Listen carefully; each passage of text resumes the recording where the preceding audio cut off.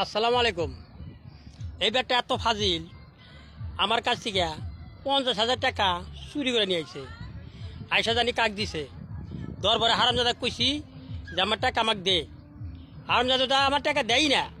হারামজাদা আইসা রে হেনে চুপ করে খাড়া হয়েছে। ওকে আমি আজকে পাইছি। ও যদি আমার টাকা না দেয়, কত হইলো ওক যেবে রইক আমি ওকে মাইরা টাকা গুলো নিয়ে যাবো।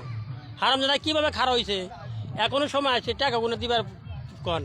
আমার টিকটকের ভাইরা এই যা শালা কিন্তু খুব খারাপ।